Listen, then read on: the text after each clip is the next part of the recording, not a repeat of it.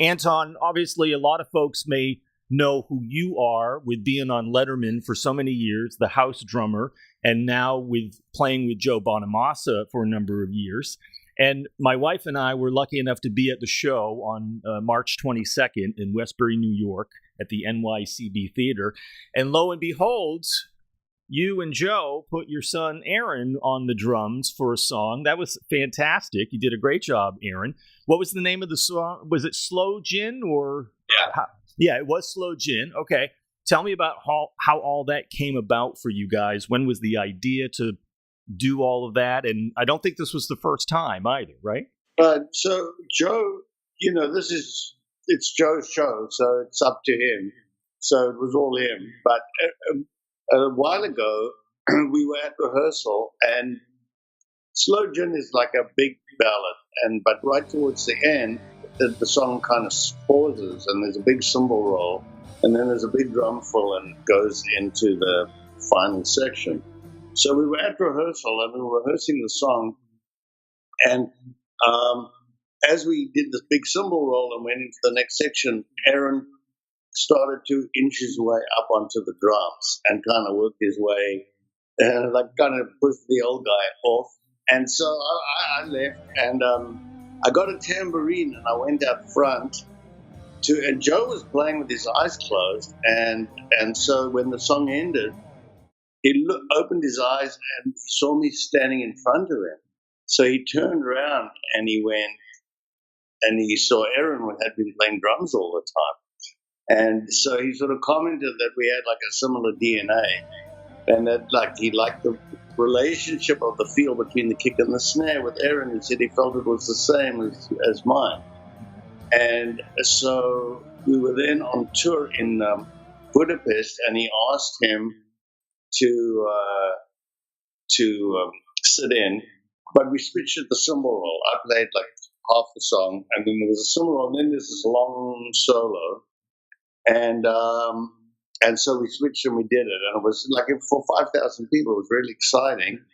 And then tell them about the next time that we did. Yeah, so then we did that, and then about maybe the next month, he says, "Okay, now you're going to do it at Red Rocks." That's in Red Rocks in Colorado, which is Denver. That's for 9,500 people. Thank you very much. We have a special guest that's going to sit in with us on this next song later on in the tune.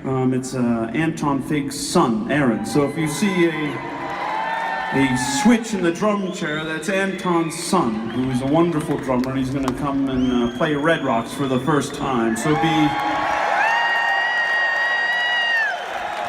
no pressure. So we switched at the cymbal roll again, and that went great.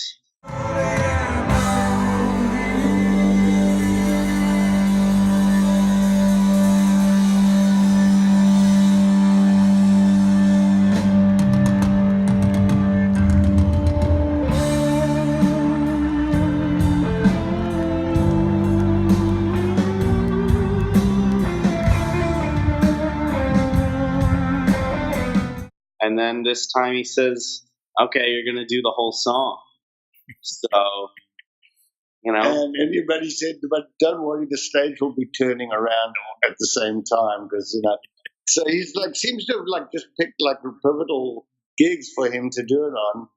And Joe was mentored by B.B. King, and I think he looks at it as really kind of doing something for and he gets a kick out of it. He gets the audience gets a nice reaction, and he gets a kick out of it. So it's a really good thing, and we're both very thankful that he does it.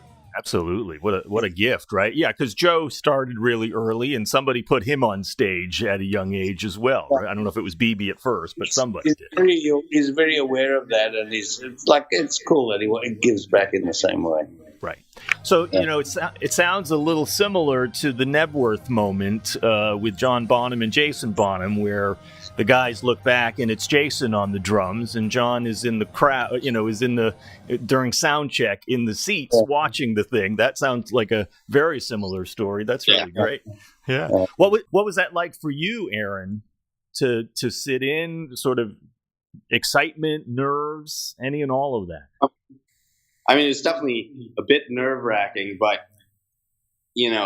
when you're playing with musicians that are at that caliber, it makes it a lot easier for you, I'm used to playing with a lot of good friends of mine and good musicians, but this was by far like the easiest for me because it's like they know what they're doing, and like it made it easier for me to do. So that just calmed it down, and I just played. Yeah, and you played fantastic.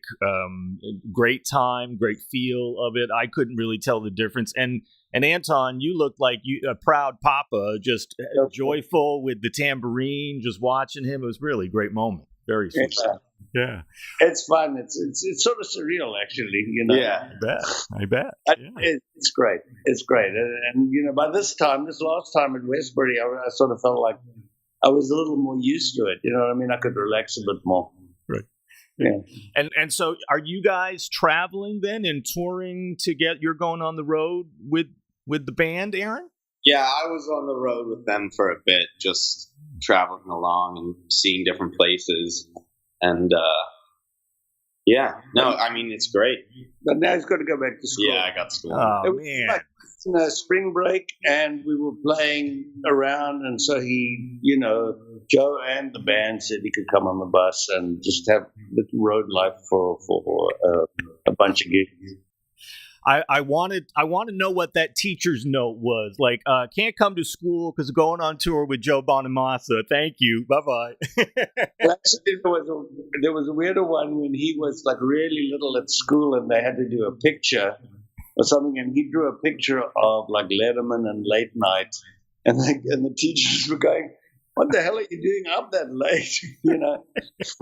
But he was backstage at many of the shows. So.